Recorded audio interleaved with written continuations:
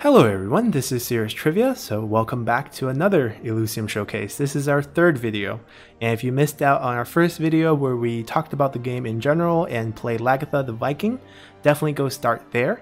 And then our second video was playing Cao Cao, showcasing the Three Kingdoms in Ancient Era. And finally we have our third video here where we're going to play Napoleon and then also talk about some of the game mechanics in terms of the currencies, how to buy packs, how to build decks. So let's quickly look at Napoleon. So Napoleon's from Total War Napoleon, talking about the French Revolution period with the Empire time period is kind of what they classify this as. And Napoleon's kind of given this mid-range playstyle. There's a ton of ways to build Napoleon, and I picked a weird way. I didn't go with the typical artillery spam that Napoleon is probably better played as in the game. The special ability for him is you start out with one artillery unit for free. It's not super good. It was actually recently buffed in a patch. It used to be a 1-1 short range foot artillery. Now it's a 1-2. Still not very good. We're going to ignore that aspect. I'm going to feature Napoleon's cavalry and his planned mechanic. So planned is a special mechanic that's exclusive to the French Revolution, just like the raid is to the Vikings and Mandate of Heaven is to the Three Kingdoms. So what happens with planned is every daybreak, if the card is in your hand during the daybreak, it will gain an additional ability. So it forces you to plan ahead for basically your second daybreak phase. So this is why he's strong in the mid game. So in the first 7 turns, not your 7 turns, but it's back and forth 7 turns, you're not going to be very strong because most of your cards are missing their planned ability. But once you get them, so your signature card here costs 2, logistics, you gain 1 supply next turn, and if you have planned, you gain 2 instead. So obviously you kind of want the 2 effect if you can just hold this card till the daybreak turn. Which is easy because this refreshes every turn, so this is not like a big risk and reward. For a lot of your other cards that doesn't refresh every turn, you really want to hold them until the daybreak to get the additional effect. And let's see how this works out for our Napoleon playthrough. And let's see who we got. Someone new. Maybe Sun Ren will be interesting. Dong Zhuo, even more interesting because only the AI can play him, and all his cards still says coming soon, so I have no idea what his abilities are. I know he has a really strong early game, so this might not work very well for us. He just been recently added in the last patch, which was yesterday, and I only played him twice, and he's very strong. So what I like to do with this deck here is we play defensive, and we're waiting it out to our second day phase, basically daybreak, because I mentioned we need to have our cards planned, and our ultimate goal is to go play the Grand Battery, deploy 2 or 3 cannons, and cannons are basically 2-4 artillery units that has splash damage, which means they hit both the unit they hit and the 2 units next to them. I want this as well. That should be fine.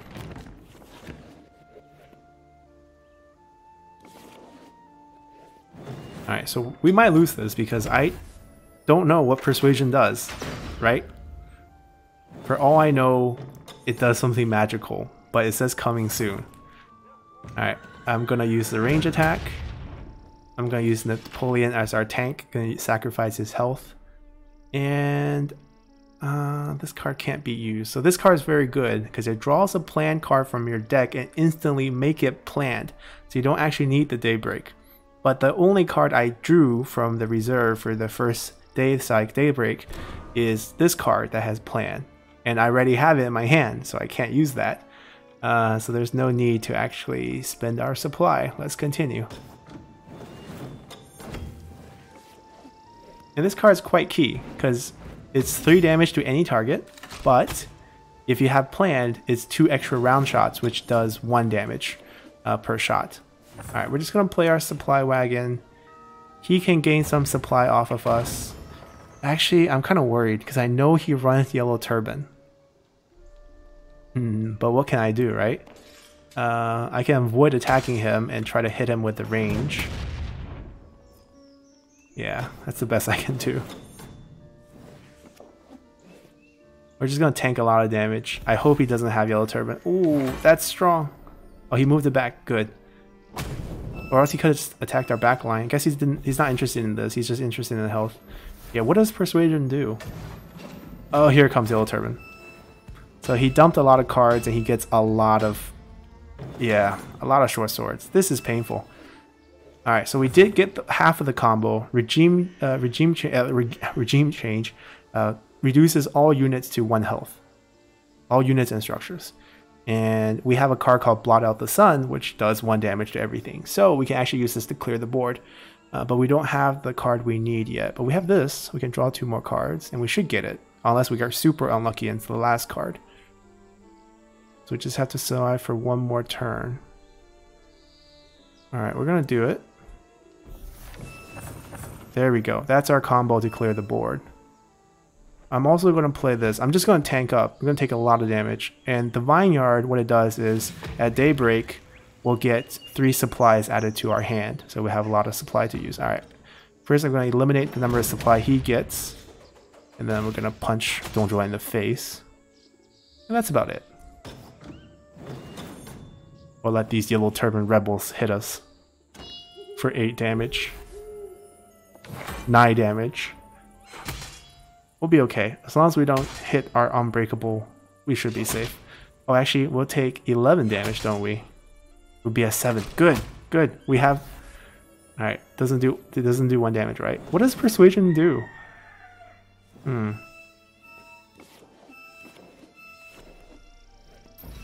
Alright, we don't even need to throw our combo, because everything's already 1 health. Alright, so here's where things get interesting. We want both of these. Maybe not Supply Wagon anymore. I want this. I want to get the cannon ready. Another plan card. Draw cards. Another one of these. Another one of these. About Face could also save us. And then maybe a messenger.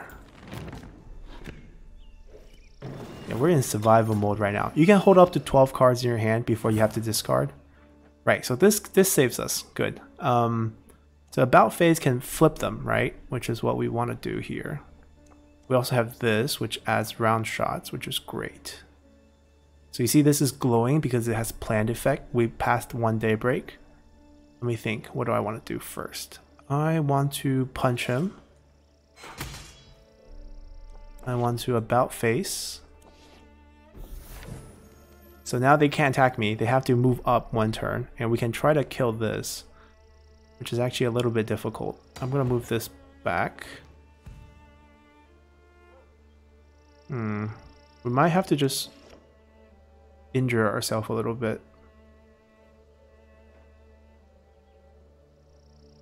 Yeah, I don't see a better move. We triggered the Unbreakable. We drew 2 cards. That's fine. Reduce our event by 1. We killed this. So all our event card costs less. We use this to draw a plan card. It automatically becomes planned. So we can do 2 damage to any target. I actually have 4 supplies. Ridiculous. But I can actually play this. And how the board has changed.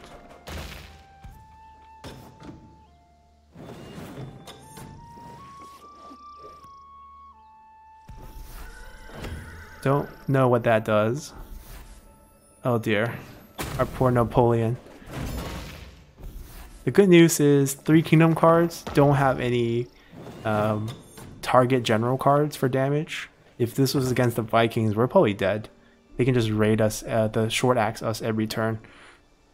Alright, so we drew this, but we don't have enough supplies. Even if we use this, we will be at 8 next turn, so we want to save that. This doesn't hurt. Oh, this does hurt us because it basically, if we have flanking units, cavalry units, it will stun it and deal 1 damage to it every time we attack. We also play this to kind of protect our range units if we had them. We don't really have much range.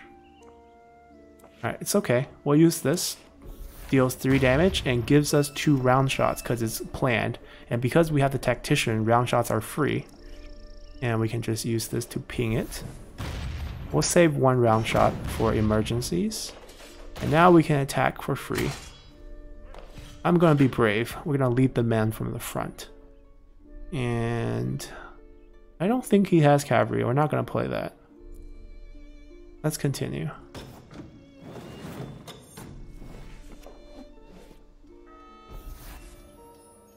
Oh dear.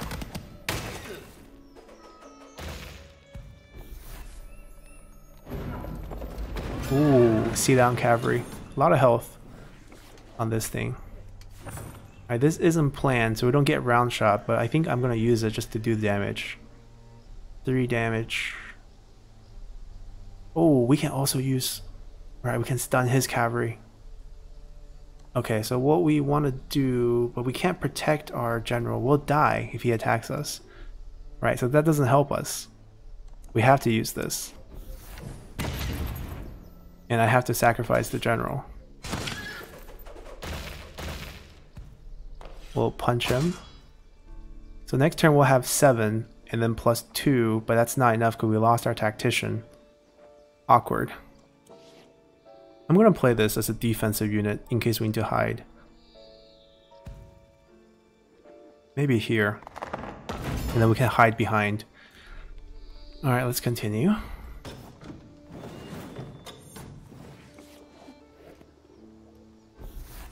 Yeah, no idea. It's doing something. I don't know what.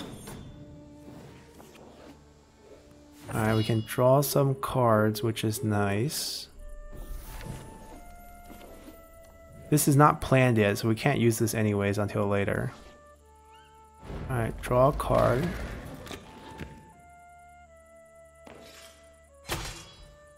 That's it. That's all we can do. We'll let this become planned and we'll use the cannon to win the game. He's spawning a card every turn because of persuasion. I don't know what card though. I'm going to use this to tank up. I need a tactician. This would be nice. Get another cannon. Actually, I don't need this card. About face. Fresh waters. And messenger.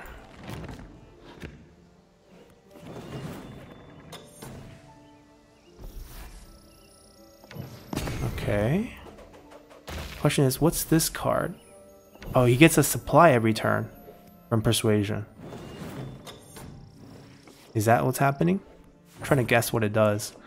Alright. Cheaper events. It's planned now. We can use logistic to gain extra supplies next turn. I'm going to continue to punch him in the face. He doesn't seem to have units, which is interesting. I'm going to keep these in case I need to do damage. Let's continue.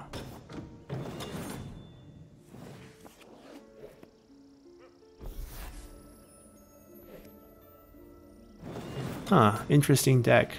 Yeah, Donjua is still very new. Alright, here comes our cannons. We've been waiting for this. So these cannons units cost usually 5. There's a card that's called cannon. You basically get 15 cost value for 10 or 9. And it's pretty good. It's long range, so it doesn't need to be the front. But if it's in the front, you get splash. So it's a trade-off. There's a lot of synergy cards with artillery units for Napoleon. We're not really playing those. So that's why you're not really seeing that. I'll take another supply next turn, even if it's not planned, because there's nothing to do. There's nothing to do this turn. That's it. What does he have in his hand? See down cavalry. So usually you can't hit them from the back, but because our units are in the front, we can hit them. You give him a... Alright, because it's the effect, right? It gets +1/+1. That's totally fine. We'll just blow him up with our cannons.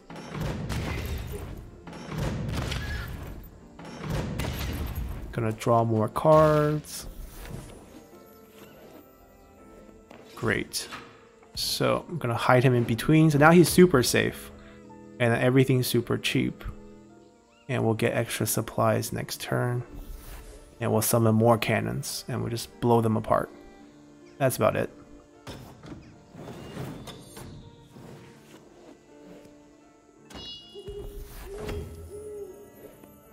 Yeah, I feel like Donjo's deck just doesn't have any draw mechanic, so he's kind of stuck.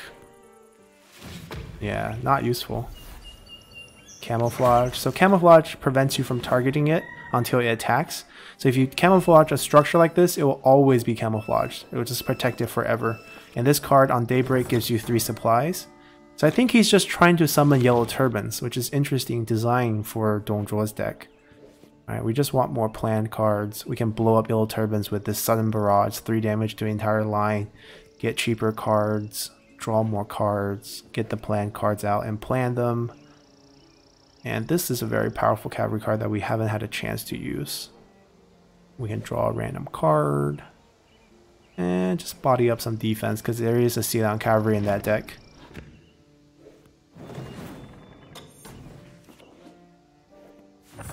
Alright, so this is planned now. We're going to put these in the back line. 3 of these, or else we're wasting 1. And we're going to blow him up.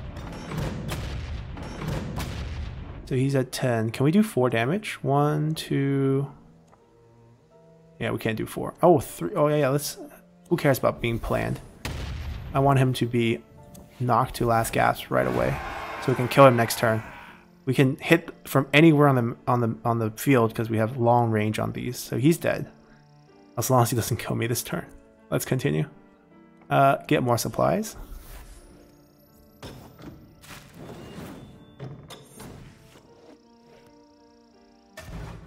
Oh, he has Libu. Oh, he's playing it after the last gasp. Oh, it's smart, but it's too late because we have range. Okay.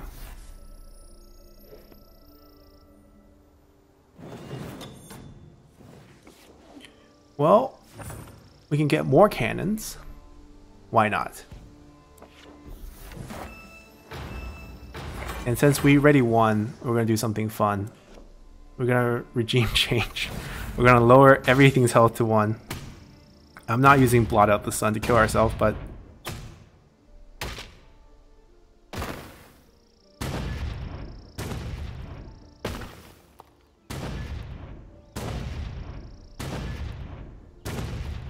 Alright, we're going to use Grape Shot for splash damage, showcase splash damage, and we're going to kill Lu Bu. We're going to...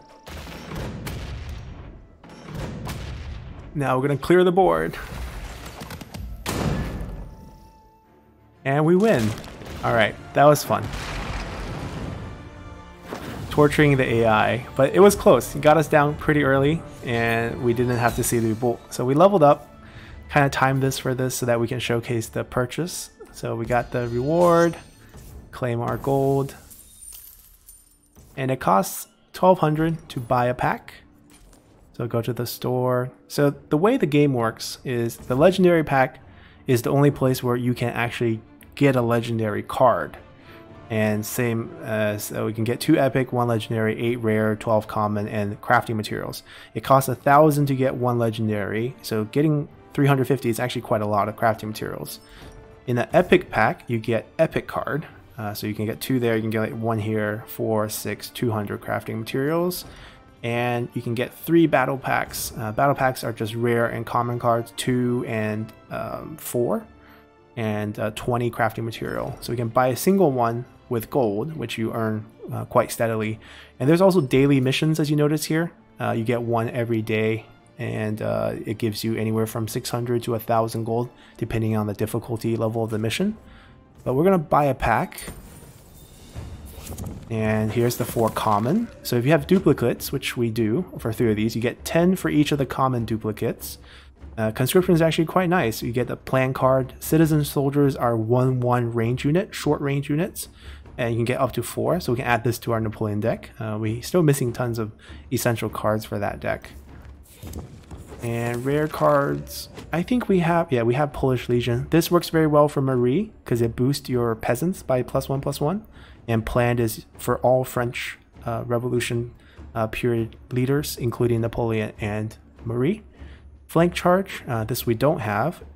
Deploy a Nomad cavalry for each range unit. So as we said, the cavalry counters range by being in the front line, and you can also flank them. So this is quite nice. Just if the enemy's running a lot of range, you can counter with a lot of cavalry. And for each of the, this is rare, you get 40 crafting for each extra copy. And you can get a lot of extra copy because there's only one copy of each card for this game. And you get 20 every time you open a battle pack. So, and there's a summary page, I believe. Yep. So what happened with your pack here.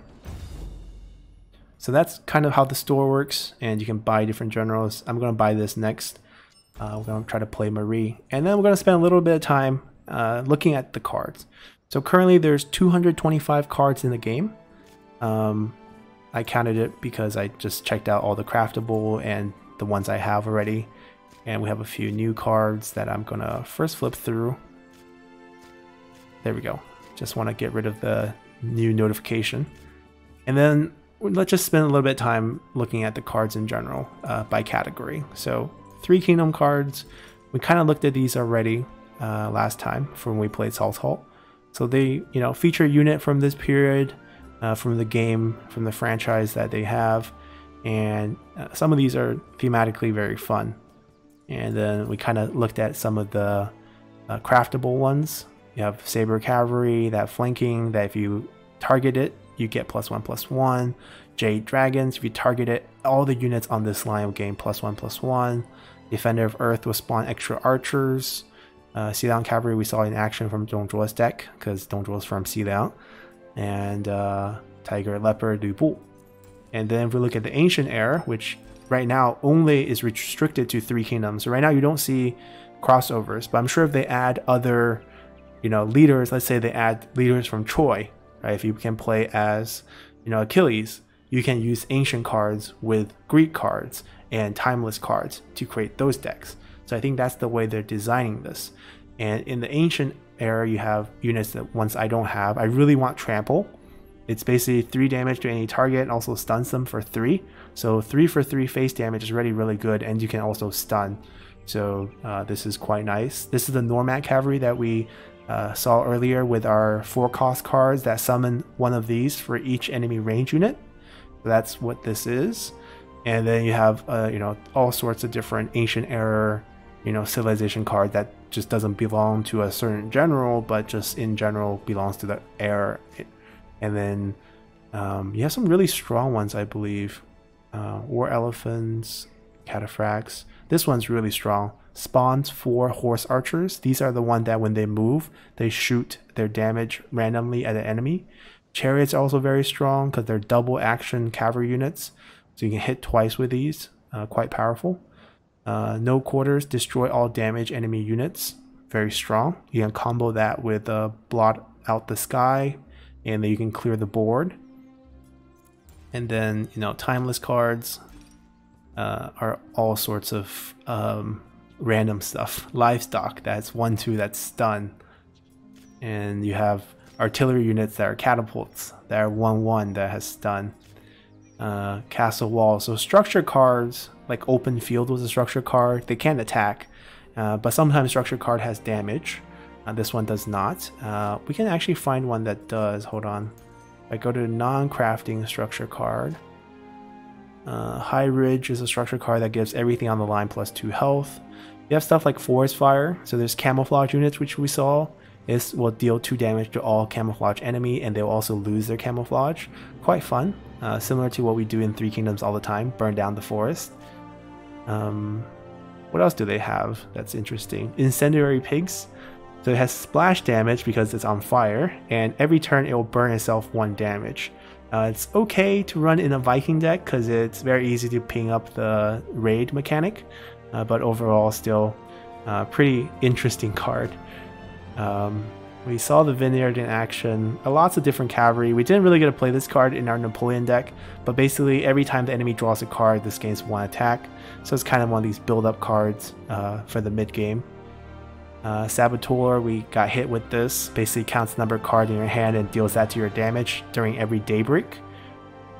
And Tonka Scripture. Most of these are not that interesting, but we have some craftable ones that are higher tier. So this one, 8 Decamp, fully heals your general every daybreak. So this might be central for a lot of decks. If you play Lagatha, where you build yourself as a damage dealer and take a lot of damage early on, you can use this to heal yourself back up and keep your attack super high. So I feel like that's pretty strong. It's legendary, 1000 cost. Strategic Triumphant, take an extra turn after this one.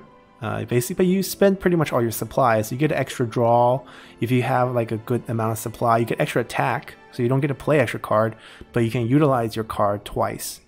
There's different, most of the timeless cards are named after like victory conditions, like route, turncoat, victory, destroy all unit. I mentioned this earlier.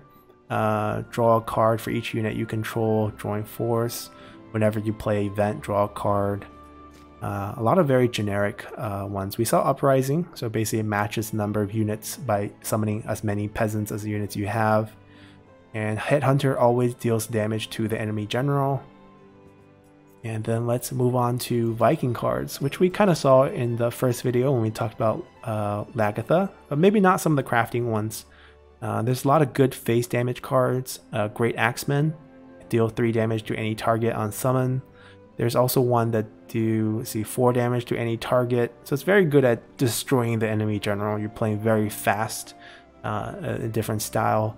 And then the other style with Guthrum, the other Viking leader that we didn't play, he plays a very shield-oriented style. So he basically shields his units often. And he also recall them on Daybreak a lot. That's his signature card. Gives a unit shield and also return the unit back to your hand on Daybreak. So that's kind of that play style. So a lot of shield unit as Vikings as well.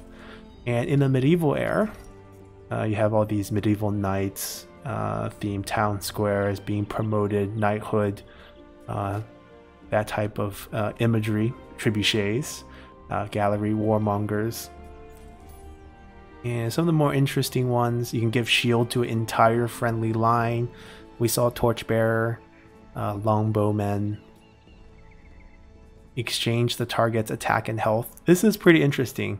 So it's impossible to play this on yourself as Sahodun, but if you get a friend to work with you, because this is a medieval card, Sahodun can only be in 3 Kingdoms / Ancient decks. So you have to have the opponent play this card against you to trade your health. Let's say if you have 133 and 2, trade it over and then you can just keep building up. That would be really crazy. So that could be really fun. There's a lot of synergies that exist, cross time periods that I find very interesting. For example, I had an experience where the first time I learned of this card right here, the legendary that I ended up crafting for the Vikings, Oba Ragnarsson. So he was being played, and I was playing a deck featuring Tal with horse archers. And whenever any unit moved, so I was moving my units all the time using maneuver and shooting out this 1 extra damage at his own units. So I felt like this is really good synergy, but I can't play it because it's a Viking exclusive card. But like if your opponent has it, it becomes very interesting. Just like if you have open field, your opponent also utilizes the open field and can end up hurting you a lot as well. So there's a lot of good, interesting strategic layer to the game. Here's the Guillotine. Deal damage to the enemy general equal to the number of friendly peasants. It's a structure card with damage. So if they want to kill it, it will return some damage when it gets attacked. And there's a lot of legendary French Revolution cards. Old Guards, whenever enemy attacks your general, this attacks it and has +2/+2. You have a playing card in hand. Just a very strong general protector.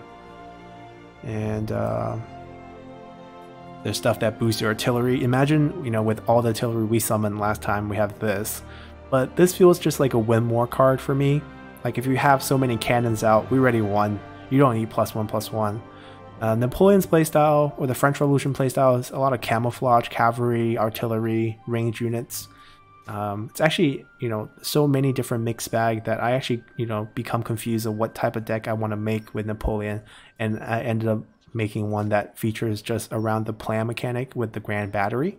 because I felt like this was the most fun to feature. But there's definitely ways you can play with like camouflage cavalry, and you can boost the camouflage cavalry with certain cards, not in the French Revolution, but the French Republic, but during the Empire deck. You have ones where you can give out camouflage to units in the line. This synergizes with artillery by giving you extra round shot every time your artillery attacks. And then you have units that provide camouflage units get +2/+2.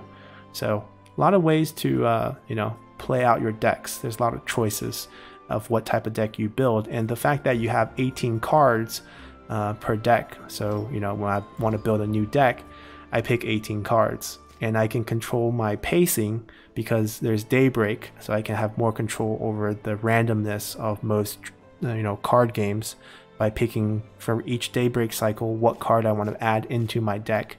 And I can balance the number of draws I have. You just basically have more control over what you want to do.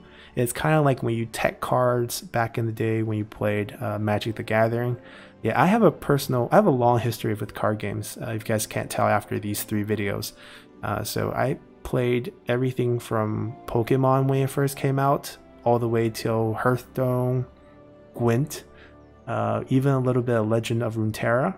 So I've seen a fair bit of card games, Magic the Gathering being a big one too. So you used to keep like a side deck of tech cards when you in between games to switch them out in case your opponent has certain things you can't beat and you need a card to help you out. So this kind of features like that, when you build your deck, you can kind of make it pretty well rounded, and tech cards during every Daybreak to find the best one that can help you win your game. So I feel like it has good potential. Still in closed beta. Their goal is 10 different playable generals and up to 500 cards on launch. So given the current pace, we're still far away from that, but I feel very good showcasing this to you guys right now, and I hope you guys get to enjoy this one day. And I'll continue to play it and provide you guys extra information as long as Creative Assembly allows it, because we're given a limit on how long we can show you. We can show you guys 90 minutes during this first embargo. So here's the 3 videos, and we're going to wrap things up with Elysium. Hope you guys enjoyed this, and definitely leave some comment if you have questions about it, and I'll answer the best I can. So see you guys until we get another chance to showcase this game. See you until then. Bye.